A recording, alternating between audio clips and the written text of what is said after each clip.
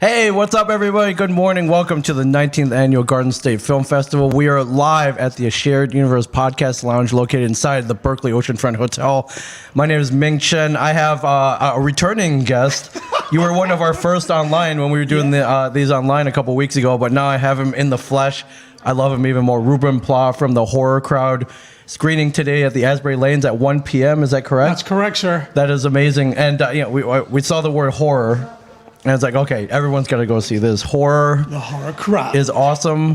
Horror is bloody. Horror is scary. Horror is above it all else fun, though. But we cover sci-fi, which I know you love. Yes. And speaking of which, before we go too far, let me just make sure. Are you representing? I'm just representing you because I know you love the Star Wars. The force is strong with you, my friend. The force is strong with you, my friend. Force, though, unfortunately. Well, you know that. Yeah, but the evil and the bad guys are always more interesting. Of course. Let's name some examples: Freddy Krueger, Michael Myers, Jason, all of them. Leatherface, Darth. Darth Vader, Pinhead, all those guys. Way more fun, way more interesting.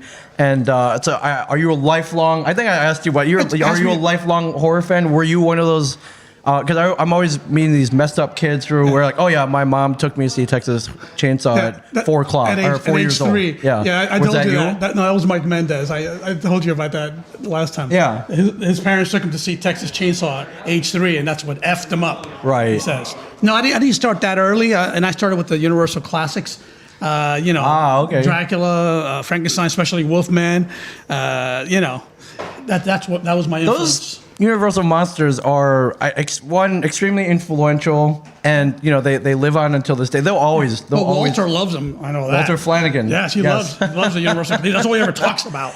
He does, and we got into an argument. I'm like, man, what'd you argue about? I was just like, listen, I respect the Universal monsters, but they're not that scary, and those movies they're a little slow. Yeah, do you like Freddy more, that kind of thing? Oh yeah, I'm an '80s kid. I want to see blood. I want to see like people like Amanda Wyss and Heather Langenkamp get chased and spun around in their bedroom and buckets of blood. Mink's fantasies coming to life right here. Right now. Yeah, I Amanda knows we're friends for the convention world. She knows I love her. But and then after I seeing that, the goal was it was like, man, that would be cool to be in a horror movie and get chased around by like Heather Langenkamp or something. Yeah. So yeah, for sure. What attracts you to horror? Why do you love it so much? Well, I started traveling into horror circles in Hollywood a few years ago, making movies like Insidious with James Wan and things like that. And I started thinking to myself, I'm going to start talking to these people and interview them and, kind of like what you do. Right. But I'll do a simple thing on my phone and see what happens, big deal. And I talked to my buddy, Hank Braxton, who ended up being my co-producer. Yeah. And he said, I love the idea. Let's bring in some cameras. I'll bring in some sounds, the lights and the studio. And then started building from there and there. We got Lynn Shea on board and Russell Mulcahy, who and all these people, Jeffrey Reddick, who wrote Final Destination. Yep. And they just all lined up. They wanted to do it. They wanted to talk to the audience and give their lives and loves and their passions and their stories, I think you just mentioned the magic word passion. Yeah, almost every horror fan I know, they're very, very passionate about what they do. A lot of them have made it their lives. Yeah. Maybe they're not making horror, but I have a friend. She loved horror so much that she built a toy store. It's in Las Vegas. It's purely focused on horror toys. It's called Nightmare Toys. I love it. And I was like, wait, you're able to sustain on just horror toys and memorabilia? She's like, oh yeah. And it's gotten so big, she has bought out the place next door, turning it into the Nightmare Cafe. Oh, I love it. We need to go. This is Vegas. And then the Nightmare Bowling Alley will be next. The Nightmare Bowling, the Nightmare Bowl, yeah, the Blood Bowl. The Blood Bowl. Nice. We call it the Blood Bowl. Blood Bowl, even better. Oh, man. Yeah. If buildings weren't so expensive, we should open this. The Blood Bowl, like each lane could have a different theme. Yeah. You got Freddy, you got Mike Myers. Yeah. Right, and of course it would be dark in there, and the balls would look like those old creep balls from the '80s, I think this is a huge money-making idea. I think it would be huge here, be huge in Asia. It would be huge. Huge all around. So this idea happened very organically. Then you were just kind of traveling. You were talking to the people you were working with, and then you were like, "Hey, I think we got something here." It turned into a documentary. Well, we ended up with 40 hours of footage, Right. which had to trim down to 92 minutes. It was Yeah. one showing here today. No small feat. No, but it was very, very rewarding because I love editing. Yeah. Because to me, editing is kind of like sculpting. Right. Yeah, it's like taking clay, putting it together, and a little bit here and a little bit there. That's how I do it. Right. I love it. So it wasn't like, oh God, this is taking too long. I enjoyed it, and the people just felt free with me and to open up because they knew me. I'd either worked with them or knew them already, all 37 of them. Many of which are here, and they opened up and they shared. Like Lynn Shea from the cities, she's sitting there in her backyard with me and with a little puppy on her Right. lap, stroking, and she's divulging her life to us. It Very was fun, wonderful. very casual, and Very just casual. telling you everything. Yeah. Just And then other people just cracking up the whole time and high-fiving each other, and just everybody was different. Everybody was right on board and happy to divulge. That's amazing. And Screens Today at 1. So I haven't seen it yet. It's but okay. did you hit any? Because I go to a lot of Comic-Cons. Yeah, I've I know been you blessed to go to a lot of Comic-Cons. I know. Do you hit horror conventions? Did you hit any horror Not conventions yet. for this? No, we've gotten into a lot of festivals, internationally and nationally. 39 festivals. Oh, congratulations. And 16 nominations and a bunch of awards. Yeah. Best director, best feature, best documentary, best producers. We've just gotten a lot of Yeah. stuff. And I was so excited about Garden State Film Festival to be here. Thank you so much. Yeah. Is this the New Jersey premiere? Oh, yeah. It's is? actually All right. the Northeast premiere. The Northeast, Yeah. the whole Northeast Yeah. territory. You've taken over. Yeah. The world premiere was at the Fright Fest in London. I don't know if you've heard of that Yeah, festival. yeah. Very famous. It's probably the top horror festival in the world.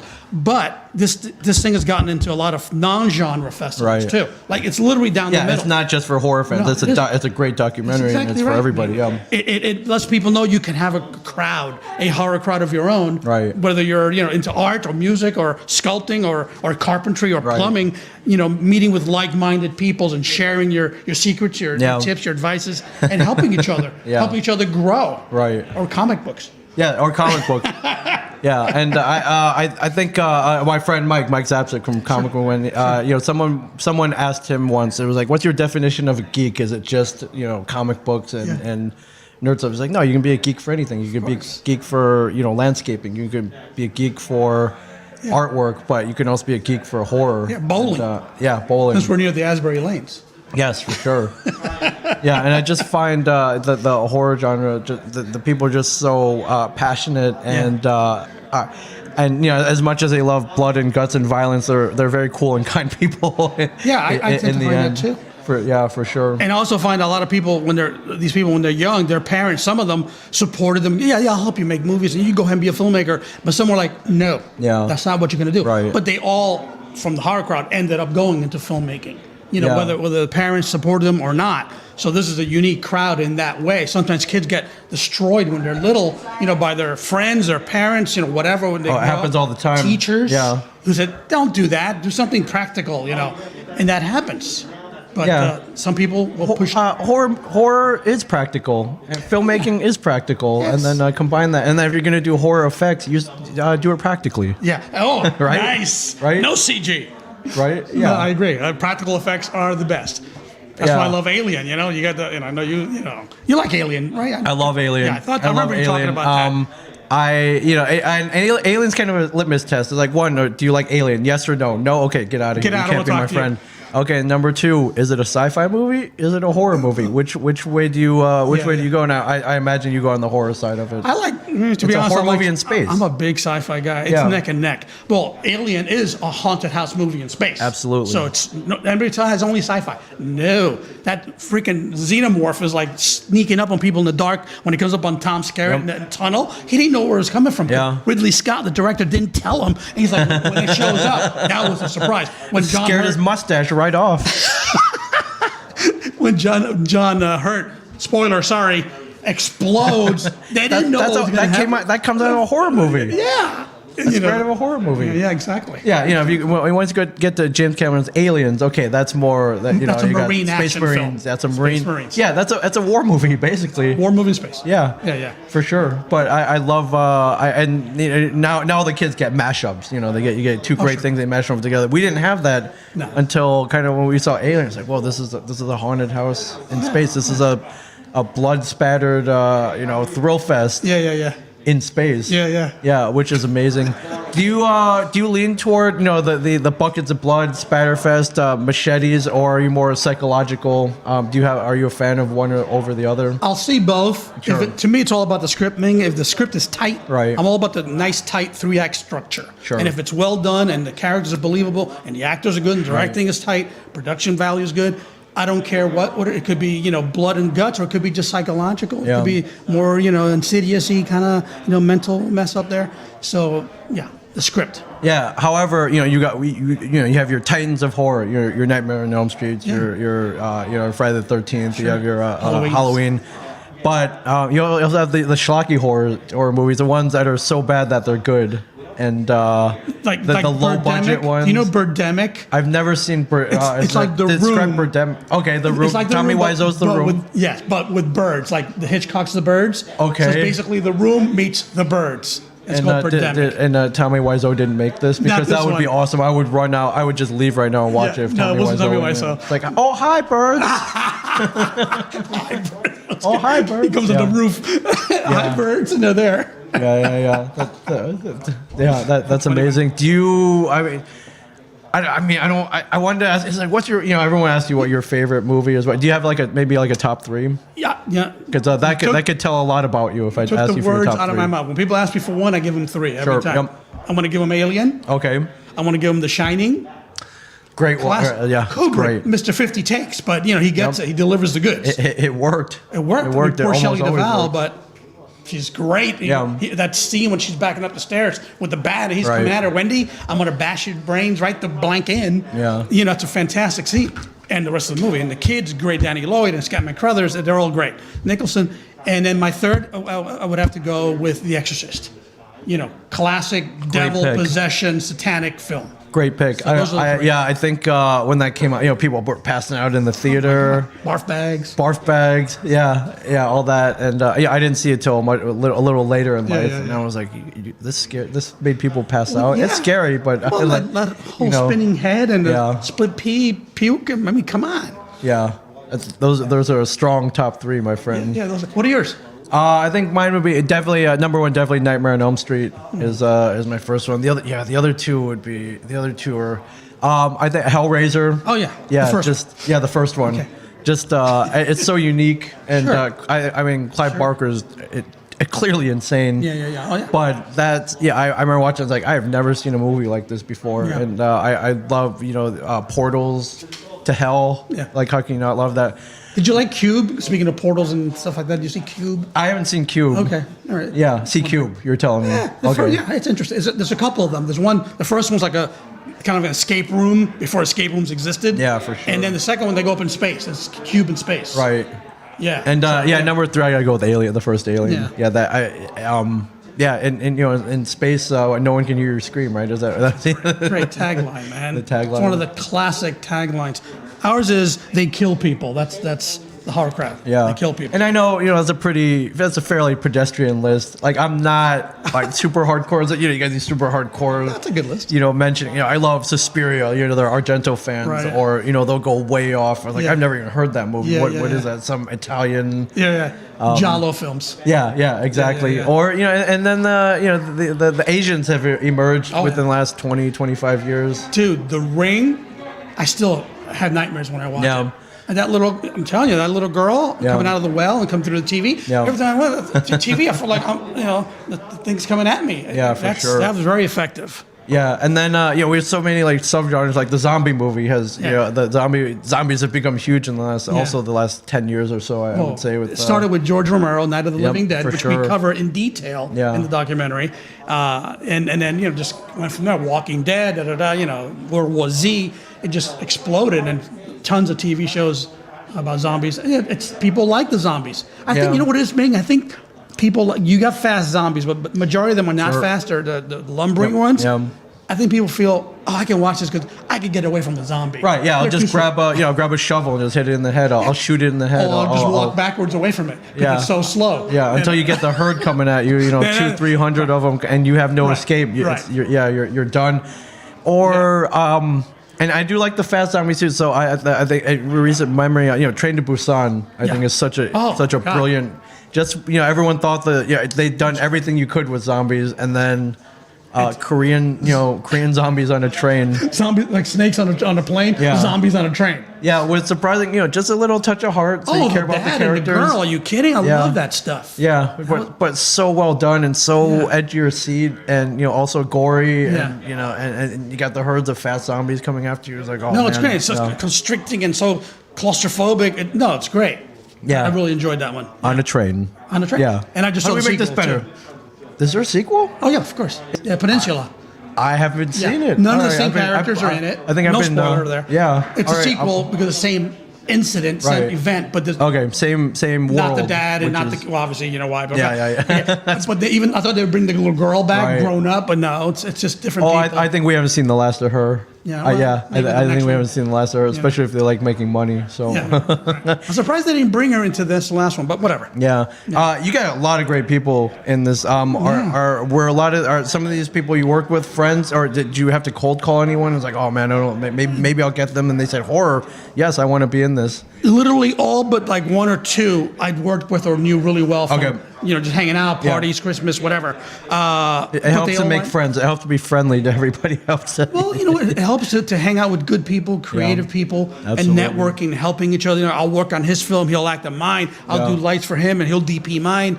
And that's the way it is. You build that network. Yeah, it's that collaborative experience, and then that's why I love coming to film festivals. This is one of the first in-person ones that we've been to in over a year. By the way, fantastic setting here, the Johnny Cash, June Carter Cash room. Yeah, so nice. I don't know if you know the story behind this room. No. Johnny Cash used to own a piece of this hotel back in the 70s. I didn't know that. Yeah, I think I think he stayed quite often here. I believe he has a suite named up on the top floor. There's a Johnny Cash. Is it a black suite? The black Men in Black suite? I asked that. I was like, well, obviously everything's in black, right? They're like, no, it's just it's a room with sheets, and I'm like, that's no fun. With sheets. Yeah. So I mean, if it were my hotel, it would be totally decked out in Johnny Cash. Sure, for sure. And several of these people are friends of mine as well. I know you know Mr. Grunberg. Yeah, I texted him last night. I was like, listen, I'm talking to Ruben tomorrow. Do you have any words of encouragement or wisdom? He's like, well, all right, number one, I'm the true star of this film, this documentary. I'm like, I have no doubt you're the true star of. We love you, Greg. Anything Star Wars, you were the star. Even though Snap Wexley is definitely the star. The lead. He's the lead. Star Wars, Heroes. You're definitely the star of that. He's great in Heroes too. I mean, he's great in everything. But I don't know. You ever seen Big Ass Spider, film that Mike Mendes directed? I have not seen Big Ass Spider. Well, it's got Greg and Claire Kramer both in it, and me. Yes. I'm in it too, and Lombardo Boyar, who's very funny. Yeah. And it's a giant spider movie, but it's really well done and funny. And Greg is like hilarious in it. When him and Lombardo go at it, it's really, really good. He's got a quick wit and tongue, that Greg Grunberg. What do you see him interviewed in this? He's like very funny. Yeah. I mean, really funny. Anyway. Yeah, he's very quick-witted, especially with the insults and the comebacks. So he was. A lot? I don't like he was for this. He was like, "Hey, feel free to bust my balls as much as you want because I'm not there." I don't like when people insult you on the show. Comic book man. Yeah, of course. Especially when Brian comes. Brian. Brian got like nicer as the years went by. But he did. I was rewatching. They put him on medication. I was gonna say, did they tell him something? Because in the early episodes, seriously, he would like not only come at you, he'd be like physical with you and hit you and things. How do you like that? Yeah, little love taps. Well, one, that's how we show love in Jersey. Or that we make fun of each other. That's how we show. That's how bros and men and women here. The ladies are not immune to ball busting as well in this state. Yeah, that's how we show love for each other. So. Is Lauren a ball buster too? Lauren Congar, by far, you do not mess with the executive director of the Garden State Film Festival. A real ball buster. Yeah, but as you can, she busts balls and she gets stuff done. She got a in-person film festival going, at the beginning of 2021. It's absolutely incredible. And then last year when they did it, they pivoted and went online like with a couple of weeks notice. They had like 8 days to do something. It was very little. And couldn't believe it. Yeah, it was funny. They were, I think they were in bed, like eating ice cream and running the film festival. Her and Heather. How do you know they were in bed eating ice cream, man? I was told this, but I was not there.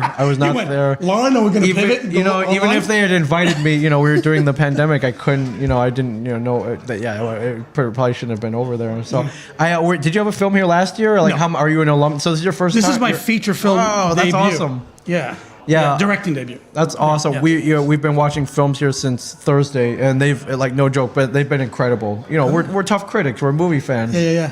they're very, very selective. So, I've told everybody that I've interviewed here, you should feel very proud and honored to be selected because everything that's played here has been amazing. I'm surprised you'd had time to watch films with all the stuff you're doing here. We were here till about 8:30 last night, but the films were screened till 10:30, so we were able to catch actually a feature-length movie last night called Reboot Camp. Cool. Very funny comedy about a fake self-help guru and compound. I think I saw the poster for that. Yeah, and David Lipper, the star, came and podcast with us last night. And, well, if you can't make it at 1 o'clock today at the Asbury Lanes, yes, watch it online at least. Yeah, totally watch it online. You have a website? Is that Horror Crowd? I'm going to send you a link to see the film. So I'll just send you a screener. Yeah. Wow, people are like, hey man, what's the best part about being on TV? Having some semi-fame. I'm like, you get free stuff, including free movies. So I can't. Yeah, thank you, man. No, but you're going to like it because you know Greg and Claire and a bunch of other people that you like. Russell Mulcahy, of course.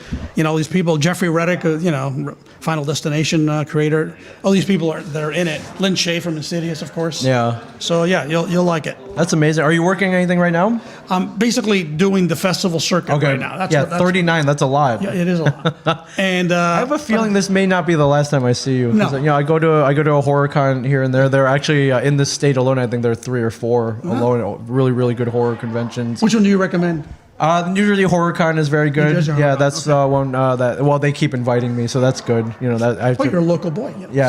Monster Mania is good. They've invited me once. Monster Mania. Okay. Chiller's like the show. Chiller. Yeah, Chiller. Chiller's a unique one because you can go and they've given me a table a couple of times, and to my left will be like Raj and Dee from What's Happening. Oh, Raj. And then and then to my right might be William Zabka from Karate Kid and now Cobra Kai.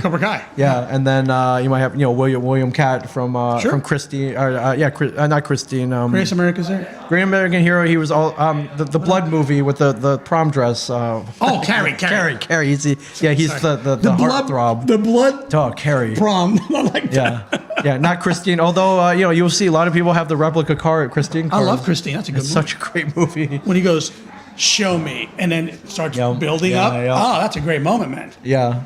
That's even actually one of my favorite Carpenter films. Yeah, even now I watch that, and they never, and there was no CGI. Like how they got they just blew it up. It probably was plastic, and they expanded with air from inside. Is that how they did it? I'm guessing. Okay, I wasn't there. I don't know. Okay, but it was practical. Clearly, it was practical. It wasn't CG. Yeah, they didn't. 25, 30 years ago. Yeah, it was well done. I liked it a lot. That's one of my favorite ones. Yeah. And the car has a life. It feels like a character.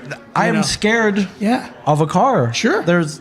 How do you do that without looking, cheesy or silly? Yeah. And they pulled it. I mean, John Carpenter pulled it off. Oh, he did. And then Cujo, big Saint Bernard, fluffy, loving Saint Bernard. And then by the end, you're like, I'm scared of this big Saint Bernard. Yeah. Yeah. So I think all this, my fandom of horror and Nightmare on Elm Street is my favorite horror movie. All that kind of came to a head.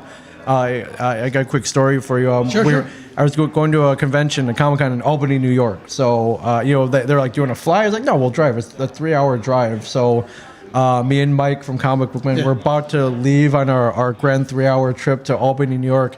And I get a call from Robert Englund's convention booking agent. Her name is Kat. She's like, hey, have you guys left yet? I'm like, no, why? She's like, well, we're flying into the same con that you're going to. We're stuck at Newark Airport. We're supposed to connecting flight. You? Yeah, she's like, can you give me and Robert and Amanda Wiss was with them. Yeah, she's like, can you give us a ride to Albany? Because otherwise, the next flight out is not until the next morning. And Did you say no? Of course, yeah. Well, so I'm like, okay, Robert, great guy, one of the best guys out there. But you have to think in the back of your head, speed up, bitch. Yeah. Was he behind you with the gloves? He didn't. He had the glove packed, but he did not. Yeah, he was more telling stories about. He's a great storyteller. Well, he's a former Shakespearean actor before he got V. He was doing Shakespeare and stuff. Yeah, and then he got V, and that's what catapulted him. And next was Freddy. Yeah. Yeah, right. Yeah, but that I was like, wow, this could turn into some weird horror movie. And I have 2 horror icons in the car with us. That would have been good. You should have filmed it. You should have had the Mike film. Did you drive it or Mike drive? Mike drove. Yeah, Okay. Mike drove. So, but that's one of my favorite stories. So yeah. So I feel I think he owes us one. We gave him a 3-hour ride. Well, he Albany, went to the stash too with his Yep. glove. Oh yeah, he did. They got him to come down for my birthday. So this was after. So making that connection paid off later on. They're like, well, you guys are sure. Going my way. I'm like, yes, we going are. my way. Going my way. Yeah. Actually, Lynn Shay was in the documentary.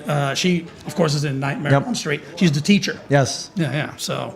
Yeah, that's amazing. Well, great luck today, 1 o'clock. Man. It's been a pleasure. If you're anywhere near Asbury Park, it's raining out. Come inside. Yeah. Stay dry. Have a beer. Have a beer. We have beer. We have beer here, which we're giving people samples. We have to say we're not. Yes. We're the sample. Come for a beer sample. Just a little sip. Or more than a sip. Are you here through the night? I'm here. Yeah, I'm here. I'll be here. There's an award ceremony tonight. I'm there for that. They're giving me an award. Oh, that's right. You are getting an award, right? I saw that. Yeah. Good. Yeah, I thought my days of awards ended with the participation trophy in Little League. In Little League? Yeah, you see that, kids? It's never too late. It's never too late. And I don't know how it works here. Does every film enter? Are they up for an award? I don't know if every film was up for an award. Okay. But I'm going to the award show. Okay. So I'll be there with my wife. Fantastic. And I'll see you there. Yeah, for sure. Thank you so much for coming down today. I really, really appreciate it. It was a blast. And it doesn't end here. I'm going to help you. Thank you, man. Whatever I can do to help you promote what little I can do. You're very kind. I will. You've always been a pleasure. And then watching you. No, seriously. And watching you, your true heart comes through the screen. And it's so clear what a nice person you are. Thank you. I appreciate that. And so the website is the Horror Crowd. Yeah, right now I have Facebook, Instagram, okay. and Twitter. Okay, the Horror Crowd. The Horror Crowd. And you can't miss it. Right, and it's screening today at the Asbury Lane Theater. So if you're running around here, 1 o'clock, be there. Yeah. So I'm Is it be your first time at Asbury Lanes? Yeah, I never. Oh, you're gonna love it. Yeah. It's a pretty great screening venue for sure. First time at Asbury Park. A lot of history here. I bet. Yeah, a lot of history here. A lot of musical ghosts, including Johnny Cash. Yeah, I love it. Well, this alone. Well, you of course, but this alone was worth the trip. This room is open to you for the duration of the festival, as well as everybody else. So, yeah, Ruben. Very kind. Thank you so much. Man. Pleasure, man. You're amazing. Thank you. It's so great to meet you in person. Have a great rest of the day. Yeah, have a great screening. 19th Annual Garden State Film Festival running all day today. Films all day today, and then you can come to the award show. Come see me receive an award. He's getting an award. I'm gonna put on a shirt and a jacket. I'm gonna look presentable. Not a T-shirt. No, not just a T-shirt. Yeah, I just roll up and accept my one just a T-shirt. I'm like, hey guys, jeans and T-shirt. Yeah, hey guys, rough year. I just grab my award and I leave. Rough year. Yeah, rough year. Yeah. So cool. See you there. If you need info at gsff.org. Thank you for watching. Stay tuned for the next stream, which will inevitably be very quick because we're streaming all day. Pace yourself, Ming. Too late. The race has already begun. So see you later, everybody. Thank you, Ruben. You're awesome. Likewise.